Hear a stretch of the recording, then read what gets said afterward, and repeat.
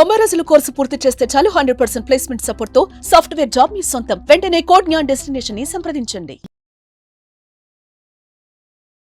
నమస్కారం అమ్మ. నమస్తే సంగీత.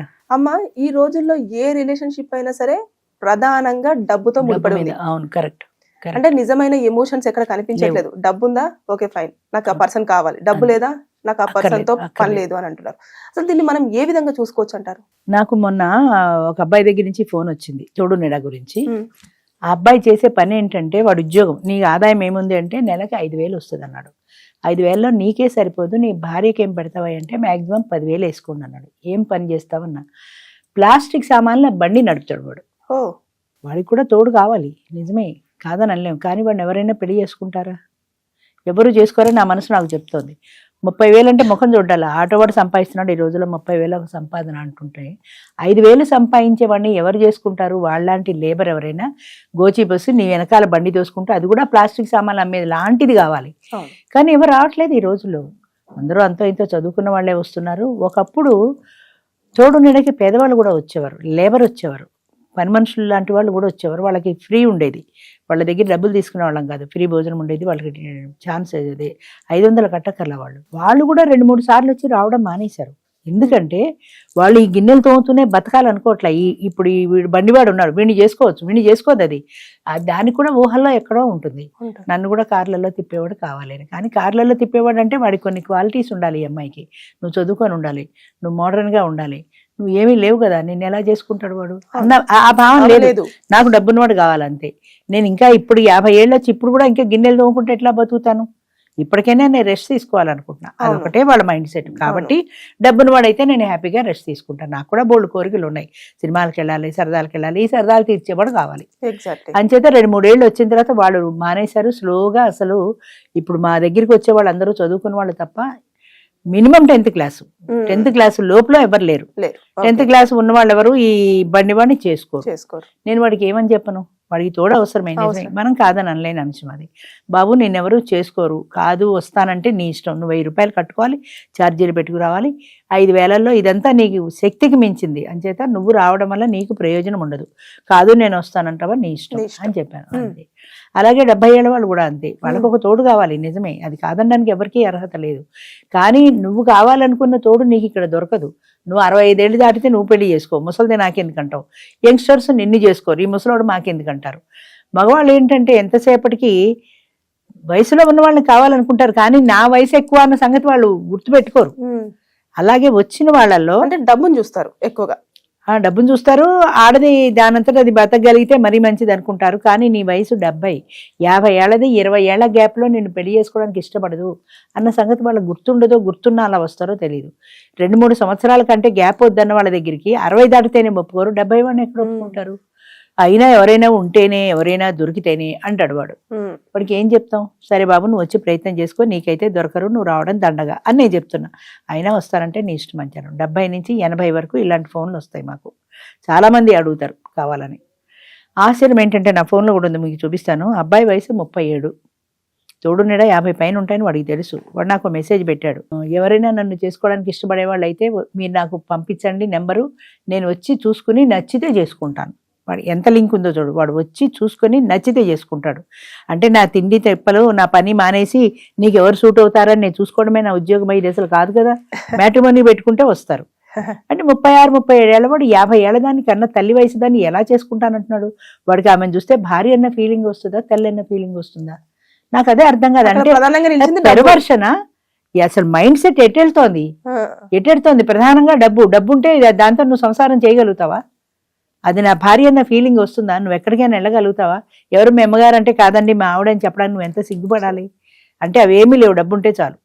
లేదా వీడికి పెళ్ళవక ఇక ఎలాంటి ఆడది అన్న పేరున్నది దొరక్క ఎవరితో వచ్చి దొరికితే చాలని వస్తున్నాడా?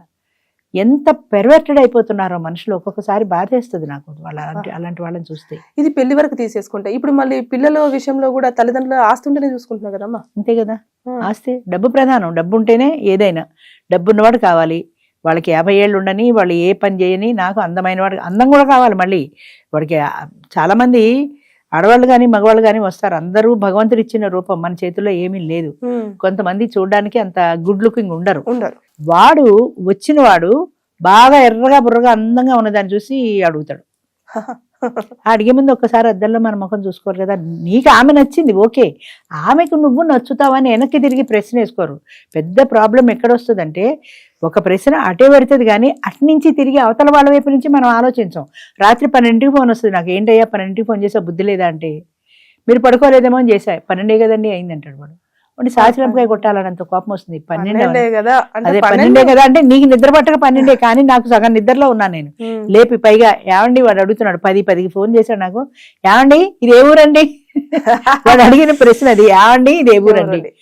మొన్నాడు ఫోన్ చేసి తిట్టాను, బుద్ధి ఉందా బుద్ధి లేదా, రాత్రి 10కి పడుకున్నా. అసలు ఆడవాళ్ళకి ఆ టైంలో ఫోన్ చేయొచ్చా, రేపు పొద్దున అడిగితే ఏదైనా హార్ట్ అటాక్ లాంటి సీనియర్ ప్రాబ్లం సిన్సియర్ కాదు కదా. ఇది ఆడవాళ్ళ ఫోన్ నెంబర్ నాకు తెలియదు కదండి, ఫోన్ నెంబరే కదా ఉంటుంది. ఫోన్ మగవాడికే అనుకో, మగవాడికైనా రాత్రి 10కి ఫోన్ చేసి అవసరమా, తెల్లారి ఫోన్ చేయొచ్చు కదా అంటే, నాకు ఈ నెంబర్ ఎవరో ఇచ్చారండి అందుకని, ఎవరో ఇస్తే రాత్రి ఫోన్ అంటే అసలు ప్రపంచ జ్ఞానం శూన్యం మనుషులకు. నాకు ఫోన్ నెంబర్ వచ్చింది నేను ఫోన్ చేశా అంతే, అంతేగాని ఈ టైంలో చేయకూడదు అన్న పరిజ్ఞానం లేదు. అలాగే ఈ విషయంలో కూడా అంతే, నాకు నచ్చింది కాబట్టి నేను అడిగా, నచ్చపోతే మానేమానండి, వద్దని చెప్పానండి. వద్దని డబ్బులు ఉన్నాయి నీ మేలుగా హర్ట్ అవదా, ఆవిడ నువ్వు నచ్చలేదు నాకు వద్దని నీ ముఖం మీద చెప్తే నీ మేలుగా హర్ట్ అవదా. అంచేత ఆడవాళ్ళు కూడా వాళ్ళు లేవరు, వాడి నెంబర్ చదివి ఈ టోకెన్ నెంబర్ ఎవరు లేవనమ్మా అంటే వాడిని చూడగానే వాళ్ళు ఎవరు రావటం లేదండి ఎవరు రావటం లేదండి అంటాడు. అద్దంలో నీ ముఖం ఒకసారి చూసుకో. అచ్చా అలా కూడా జరుగుతుందా బోలుడు అలాగా.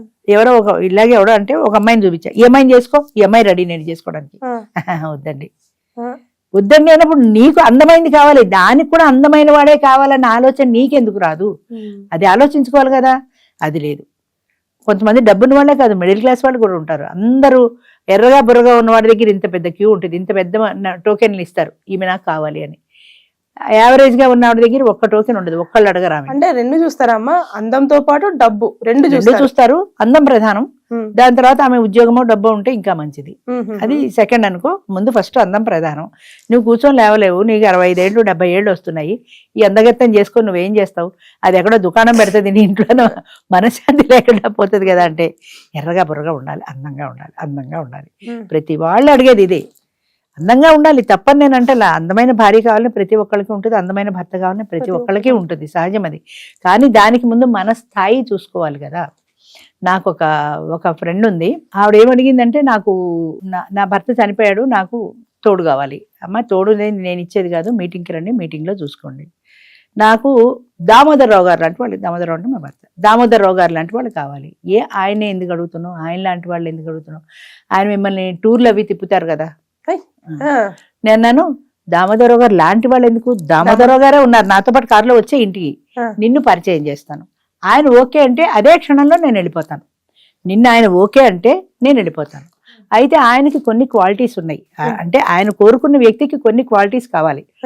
బాగా పొడుగ్గా ఉండాలి, నువ్వు 5 అడుగులు ఉన్నావు, ఆయన మెడలో దండయ్యాలంటే స్టూల్ వేసుకుంటే గానీ అందడు ఆయన. 2 బాగా చదువుకున్నది కావాలి, నేను MA MD చదివాను, నువ్వు 10th క్లాస్. ఆయన చదువుకున్నది కావాలనుకున్నప్పుడు 10th క్లాస్ దాన్ని ఎలా చేసుకుంటాడు. అనర్గళంగా మాట్లాడగలగాలి, నేను అనర్గళంగా ఏ టాపిక్ అయినా మాట్లాడతాను, ఇదే కాదు ఏదైనా మాట్లాడతాను. నాకు మాట్లాడమంటే భయం అండి.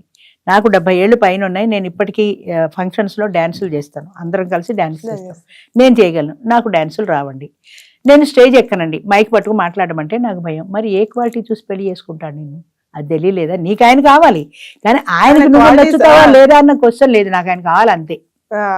ఏమవుతుంది, అర్థమైపోయింది రాలేదనుకో, అసలు వస్తే ఆయన ఒప్పుకుంటాడా అంటే ఆయనకి నచ్చిన క్వాలిటీస్ నాలో ఏమున్నాయి అని ఒక్కసారి వెనక్కి తిరిగి ప్రశ్న వేసుకోవాలి కదా. అది ఉండదు, నాకు ఆయన నచ్చాడు బస్ అంతే.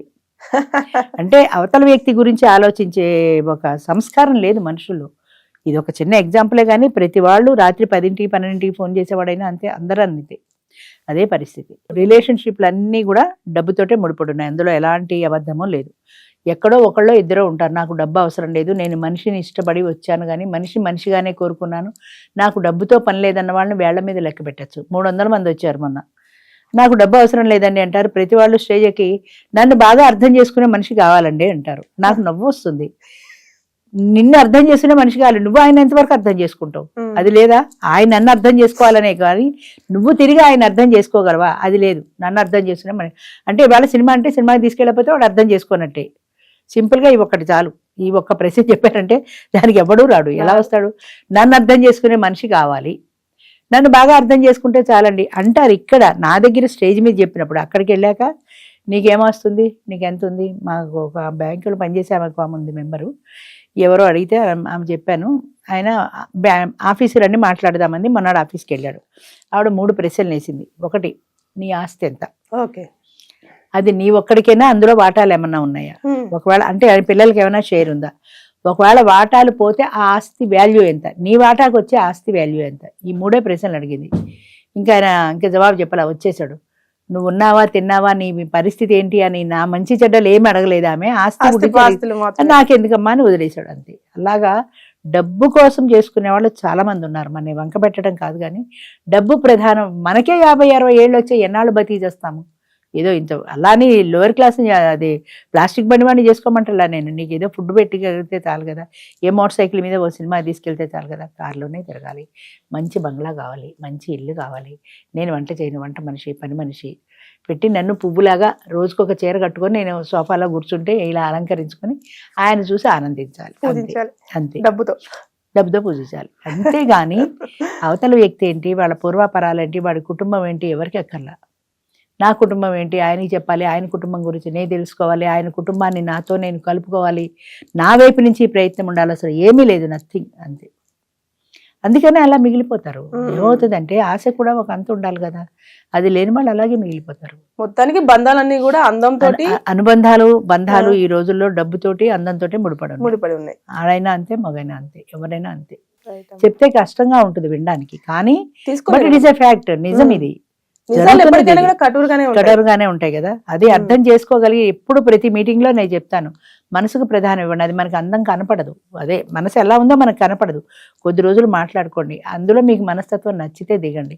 పెళ్లి అనేది చాలా క్లిష్టమైందమ్మా. మీరు పెళ్లి చేసుకోవాలి అని అనుకున్నప్పుడు మీరు బయట కూర్చొని మాట్లాడుకున్నప్పుడు ఎంతైనా 3 సంవత్సరాలు మాట్లాడుకుంటారు, బాగానే ఉంటుంది. ఎందుకని స్వీట్ థింగ్సే ఉంటాయి. ఏ హోటల్లోనో, ఏ సినిమాలోనో, ఏ లంచ్లోనో కలుస్తారు. అప్పుడేమీ సమస్యల గురించి మాట్లాడుకోరు కదా, అన్నీ స్వీట్గా ఉంటాయి, అన్నీ బాగుంటాయి. కానీ పెళ్లి చేసుకుని ఒక చోట నివసించడం మొదలుపెట్టిన తర్వాత కష్టాలు, కన్నీళ్లు, బాధలు అన్నీ షేర్ చేసుకుంటారు.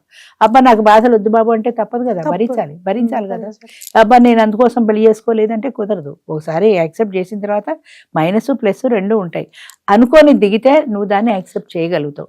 నాకు అన్ని ప్లస్లే అంటే నువ్వు యాక్సెప్ట్ చేయలేవు, అది ఉండదు. అన్ని ప్లస్లే అన్న ఉద్దేశంతో దిగుతారు.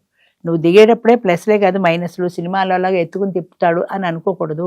కొన్ని రియాలిటీ కూడా ఉంటాయి అని, మైనస్లు కూడా ఉంటాయి. ఆ మైనస్ని ఫేస్ చేయగలిగిన ధైర్యం నీకు ఉండాలి, ఓర్పు ఉండాలి, సహనం ఉండాలి. అది ఉండదు. ప్రధానమైన కారణం ఏంటంటే అది ఉండదు. అది ఉన్నవాళ్ళు హ్యాపీగా పెళ్ళిళ్ళు చేసుకుంటున్నారు. ఇప్పటికీ మా దాంట్లో కూడా హ్యాపీగా ఉన్నారు. బంధం, అనుబంధం అనేది మనసుకు సంబంధించింది, డబ్బుకు సంబంధించింది కాదు. అది మర్చిపోకూడదు. థ్యాంక్ యూ అమ్మా.